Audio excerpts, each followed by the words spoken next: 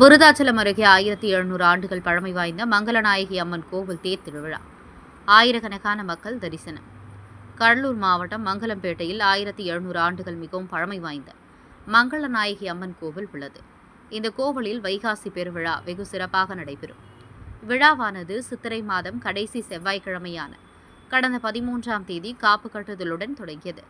அதனைத் தொடர்ந்து தினம்தோறும் அம்மனுக்கு அபிஷேக ஆராதனைகள் நடைபெற்று 20ஆம் தேதி ரிஷப வாகனம், 21ஆம் தேதி பூத வாகனம், 22ஆம் தேதி குதிரை வாகனம், 23ஆம் தேதி காமதேனு வாகனம், 24ஆம் தேதி யானை வாகனம், 25ஆம் தேதி ரிஷப வாகனம், 26ஆம் தேதி முத்துப்பள்ளக்கு, 27ஆம் தேதி வெட்டுக்குதிரை வாகனம் போன்றவற்றில் தினம்தோறும் அம்மன் வீதி உலா நடைபெற்றது. இந்நிலையில் 9வது நாளான இன்று காலை நடைபெற்ற திருவிழாவில் சிகர நிகழ்ச்சியான திருத்தேர் வீதி உலா நிகழ்ச்சியில் அலங்கரிக்கப்பட்ட தேரில் அம்மன் மகிஷ வாகனத்தில் எழுந்தருள மேலதாள வாத்தியங்கள் முழங்க பக்தர்கள் தேரினை வடம் பிடித்து இழுத்து துவக்கி வைக்க திருத்தேர் வீதி உலா நடைபெற்றது.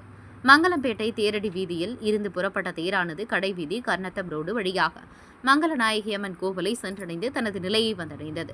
இந்த நிகழ்ச்சியின் போது மாவட்ட காவல் கண்காணிப்பாளர் ஜெயக்குமார் உத்தரவின் பேரில் 90 போலீசார் பாதுகாப்பு பணியில் ஈடுபட்டனர். இத்திருவிழாவில் ஆயிரக்கணக்கான பக்தர்கள் கலந்து கொண்டனர்.